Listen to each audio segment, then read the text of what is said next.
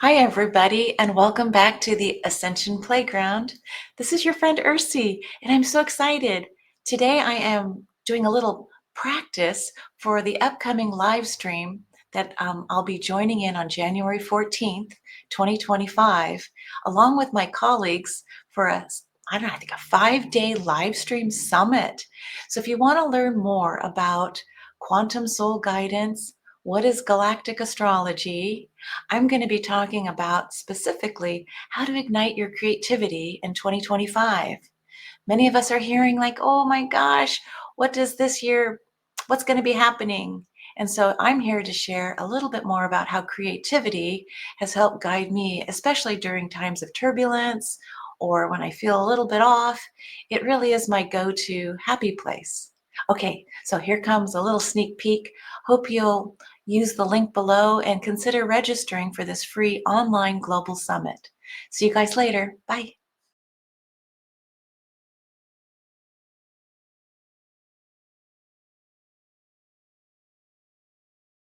Well, hi, everybody. This is Ursula O'Farrell, and I have a YouTube channel called The Ascension Playground. In addition, I have had so much fun over the last several years being certified as a quantum soul guidance practitioner, working with Galactic Astrology to help us see our fuller selves, like the who am I really?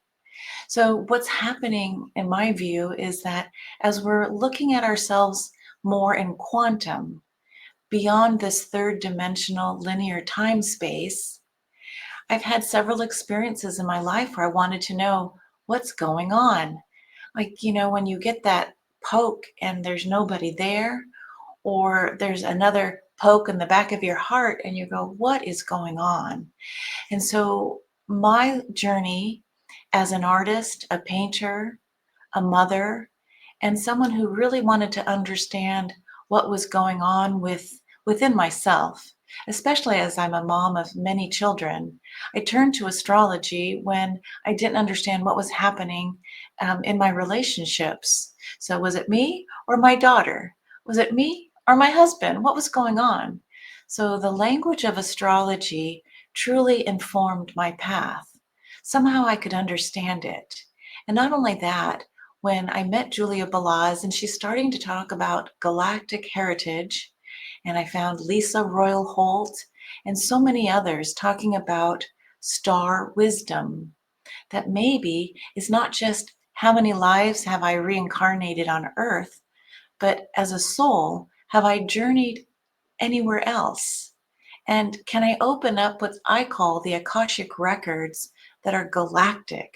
Not just my earthly lifetimes, which is held in the Akashic records of Mother Earth, but I wanted to find out, was there another record keeping system?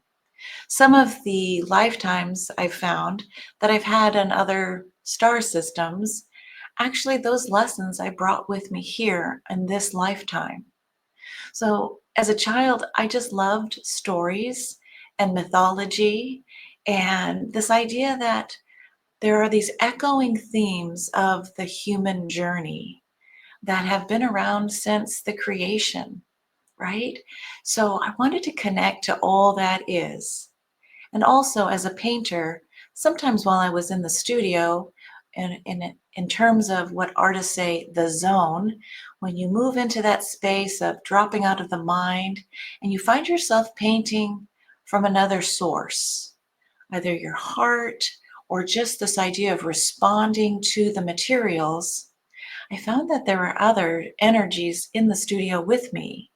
And sensing that, I also learned on my metaphysical path that when I invited in galactic co-creation, or even before that, I invite in the guides that are around me, whether that is an archangel, whether that's an ancestor, or even I started inviting in artists whom I just love their work.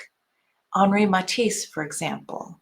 I kind of would ask him, Monsieur Matisse, if you would like to join me in my studio today, through love and kindness and guide me in the play of today in the studio, please join me. So I would make these invitations for artists to come and join me. And so with the galactic aspect, I started looking at my natal chart and finding out which cosmic star seed origins am I from, and then inviting them as well when I felt like it. This is all about the play as a child and the wonder of a child. So for me, that toggle point of I know that I'm very analytical, I'm very studious, I love to learn, but the pathway in to pure creativity for me was always about engaging my 6 and 7-year-old self. That's why I call myself Ursie on the Ascension Playground. I kind of cringe as an adult, but I'm reminding myself of some things I learned in the Bible that, for someone to enter into the kingdom of heaven, what is that experience like? For the rich man, it's to pass through the eye of a needle, or the camel to go through the eye of a needle was easier than the rich man. So for me, I know that the pathway is in connecting with all of myself, the Ursula the child, Ursula the young teenager, Ursula the teenager raging, and Ursula the person today, or even every chapter of my life. So this is how I try and enter into my own creativity, not just here now in my current age in the current studio, but to actually work more in painting from a quantum experience. Another tip that I'd like to share is sometimes I just imagine it's already done. It's already done. The painting is done, it's completed, it's shared, it's in the world, it's being viewed by those destined to view it. All right, so that's how sometimes when we talk linear timeline versus quantum experiences.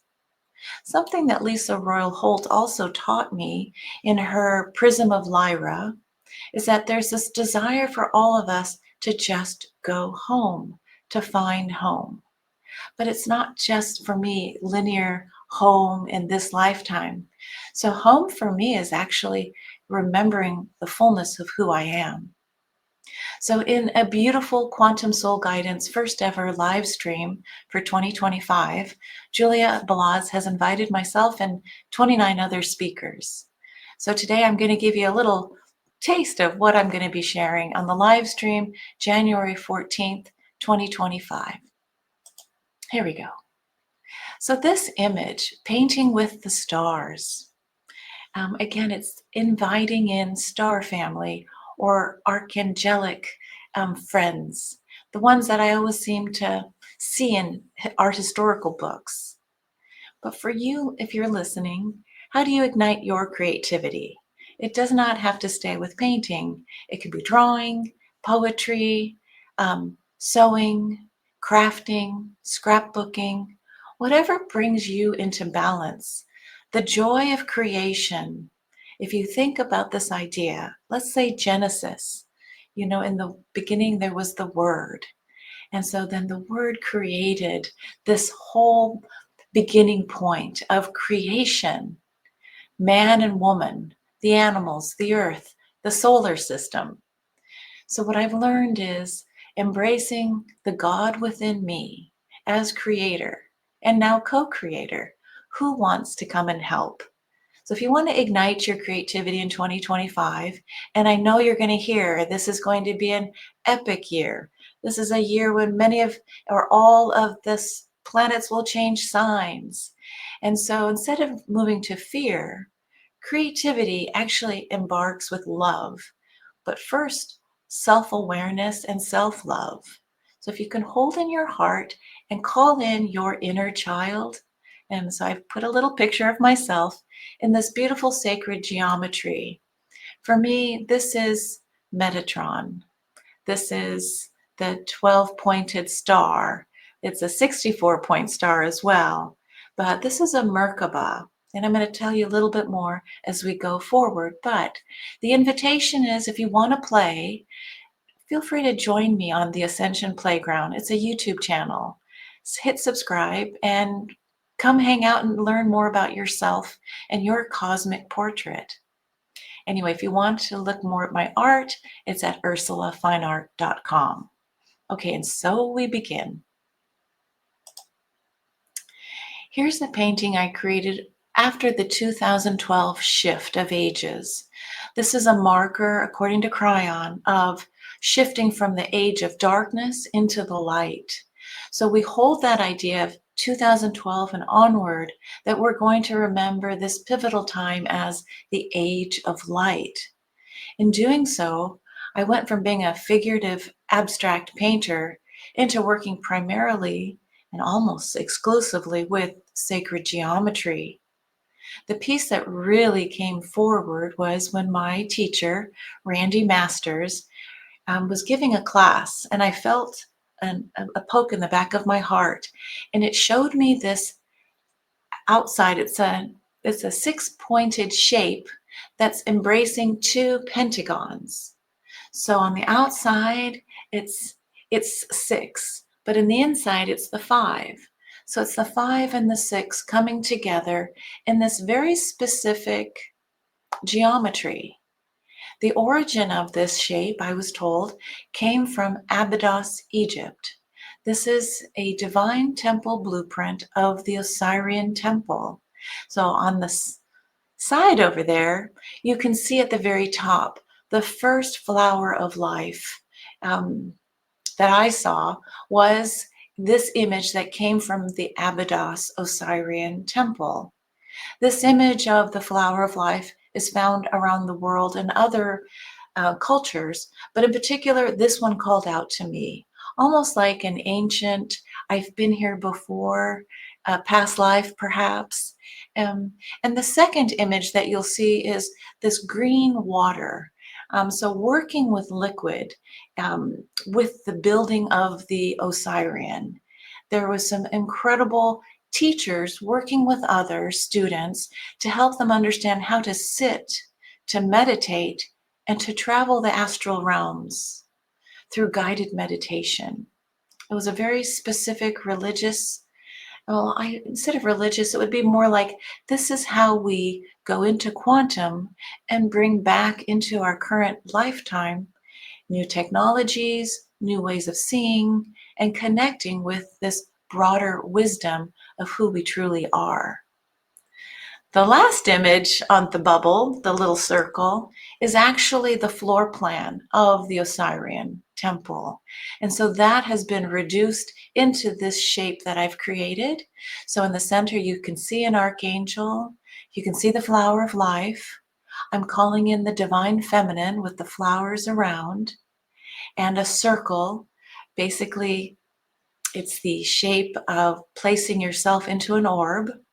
But I wanted to share this slide with you because I have painted several hundred images of this shape for the last maybe 7 years in various sizes. So it's something that's very specific to me, and I'm now finally in 2025 feeling more comfortable to talk about it.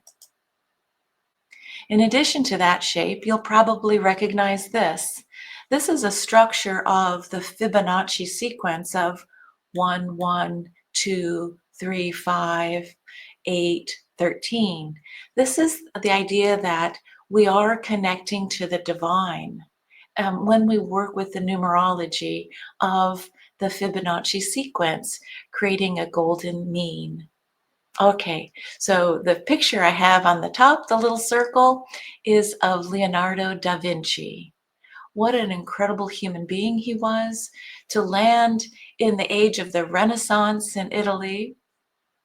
And underneath him is his Vitruvian Man, the circle squared with the human form, this divine proportion.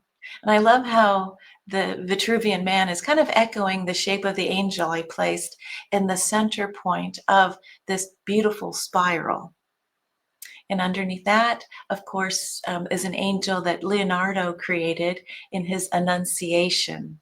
So if you're hearing this video recording, just know that there's a message for you. All you have to do is sit still, invite it in, and channel and listen from your heart space. Lastly, the fourth circle below is one of Leonardo da Vinci's drawings of the future. He was doing flying machines. So part of me thinks that he was working with his galactic star family to help guide us from the Renaissance and then 500 years forward into today. Imagine that in the medieval era, creating pictures of flying images. So again, we've come from the Osirian temple of Egypt thousands of years ago into Leonardo, into the Renaissance. And now I'm bringing us into the year 1000, where we have Hildegard von Bingen. And she was another remarkable person who could tap into quantum and could bring forward artwork, music, um, uh, teaching, guidance. I mean, Hildegard von Bingen. Take a listen to some of her music. I mean, the women singing her music would basically faint from singing at such intervals. And so here's a painting I've done that kind of echoes this love of the divine feminine greeting the masculine shapes of the geometry. This is also one of my renditions of the Osirian Divine Temple blueprint.